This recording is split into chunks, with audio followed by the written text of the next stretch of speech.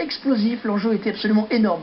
L'Égypte devait gagner 3-0 pour souffler la qualification au Fennec d'Algérie, et en cas de victoire 2-0, bien, c'était l'égalité parfaite et donc un match d'appui. Le match s'est joué dans un contexte terrible. Guillaume Pivot, notre envoyé spécial, a eu le privilège de pouvoir passer plus de 48 heures en immersion totale avec l'équipe d'Algérie. Regardez ce document exceptionnel raconté par Christophe Estagno et Guillaume Pivot.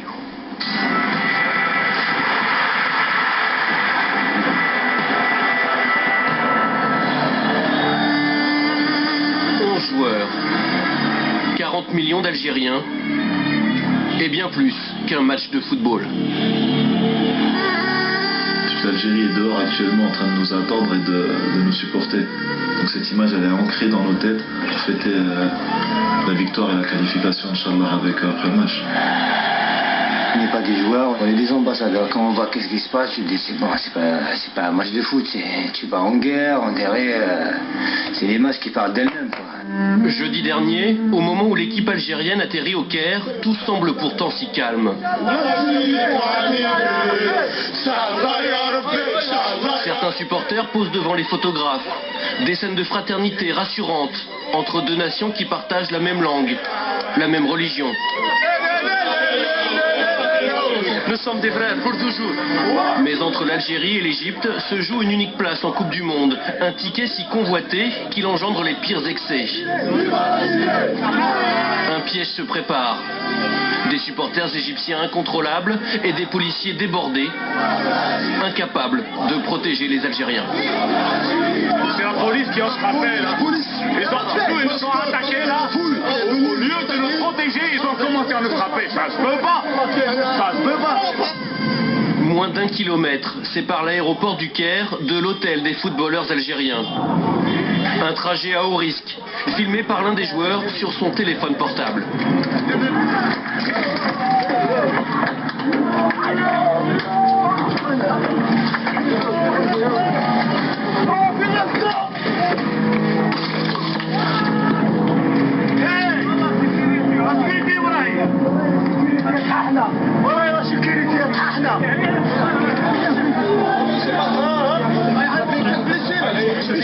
Qu'est-ce qui s'est passé? Comment imaginer que ces hommes ensanglantés qui descendent de leur bus ne sont venus jouer qu'un match de football? 4 joueurs blessés. Et sur le coup, la colère qui monte.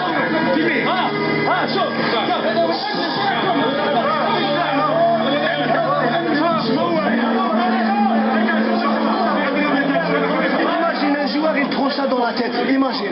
C'est ça le football, c'est ça le football. J'ai vu la pierre qui est venue, heureusement qu'elle était un peu amortée par le réseau. Et après, je me suis caché contre les gens, ça venait de partout. Il y a un morceau d'air qui a pénétré à l'intérieur de la plaie. On attend pour la structurer, qu'il y ait une consultation de la FIFA. Et après ils te disent, on est des frères. Quels frères? Ça c'est des frères. Regarde l'accueil. Quel accueil? Il était l'Algérie. Quel accueil? Mais en Algérie, on a touché personne en Algérie. Il n'y a personne qui dit toucher. Ça, parce que pour qu'ils voient les gens, c'est pas un joueur. Après, ils te disent, on est des frères. On n'est pas des frères. On va la gagner. On va la gagner. On va gagner. On va gagner.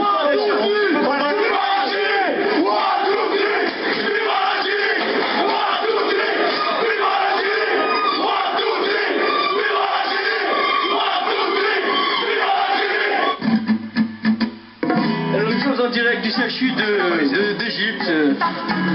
Doki, est-ce que vous pouvez nous parler de la blessure de certains joueurs? La vôtre d'abord. Elle est centrale au niveau du cerveau. Il faut commencer par elle. Le lendemain, dans l'intimité de l'hôtel, plus personne ne peut approcher. Ni supporters, ni journalistes. Notre caméra est la seule acceptée. Loin du tumulte, les plaies ont été soignées. Les esprits se sont apaisés. Je suis en train de me remonter le moral. J'ai failli pleurer hier, mais ça va. Non, alhamdoulilah, tout se passe bien. Impeccable. Même avec un bras au moins, on va jouer. On aura plus de courage.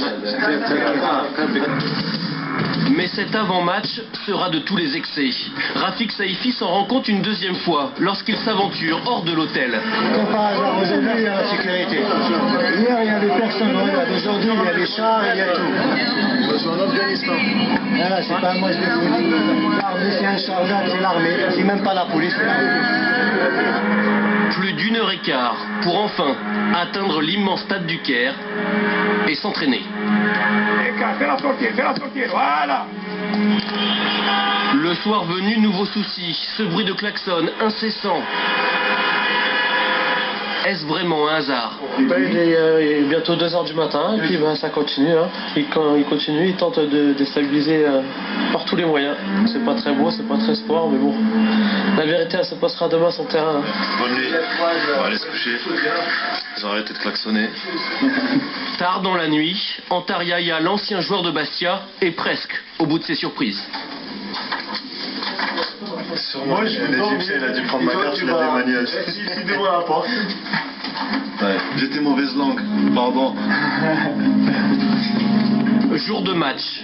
Malgré les incidents, la Fédération internationale a décidé de maintenir la rencontre. Alors, peu importe les polémiques.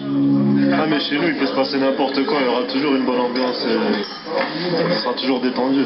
On est plus fort qu'eux, et c'est pour ça qu'ils ont commencé à nous créer des histoires. On savait qu'ils allaient nous faire tous les moyens pour nous déstabiliser. Vous êtes l'exemple, c'est l'Algérie qui joue. Et on doit donner un très bon exemple dans le comportement. Tout le monde. Y compris moi, parce que la dernière fois je me suis énervé. On va aller au match. On va les battre sur le terrain. Et là, on va leur démontrer, on va leur dire, voilà, nous on mérite d'aller au Coupe du Monde. On est prêt pour le match. La guerre.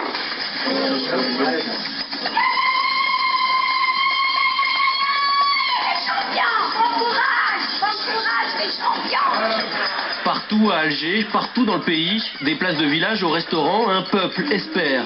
Devant les écrans, les Algériens n'entendront pas leur hymne, couvert par les sifflets de 80 000 Égyptiens. Mais ils assistent aussi impuissants que leur équipe nationale au pire scénario possible. Première alerte dans le périmètre algérien. Ça a failli être l'ouverture du score. Et Lounas Gawawi en 2 temps. Le premier but des Pharaons, dès la 2e minute. Une défaite par un but d'écart qualifie toujours l'Algérie. Mais il suffit que l'Égypte marque une 2e fois pour que les deux équipes se retrouvent à égalité parfaite au classement. Tout serait remis en cause, un match d'appui deviendrait nécessaire. On joue la dernière minute du match. C'est bien joué par Bouguera. Une fois de plus. Oh là là, technicien. Oh là là là là. Égalisation égyptienne. Égalisation égyptienne alors qu'on jouait les arrêts de jeu. Ainsi est fait le football. Bâtard. Pendant 95 minutes, l'Algérie a tenu cette participation au mondial qui lui échappe depuis 23 ans. Puis le piège s'est refermé. On joue comme des invalides de guerre, mais qui ont tenu leur rôle. Il faut vraiment les féliciter, ces garçons. On est fiers d'eux. Tard dans la soirée, dernier remerciement aux supporters venus les encourager. Une minute du bonheur. Mercredi au Soudan, sur terrain neutre cette fois, les Fennecs auront une 2e chance. Ça fait mal, c'est très dur à digérer, mais on n'a pas le choix, hein. Faut récupérer très très vite. On part demain au Soudan, on va gagner au Soudan, Inch'Allah. Sur le chemin du retour, un éternel recommencement, de nouveaux jets de pierre.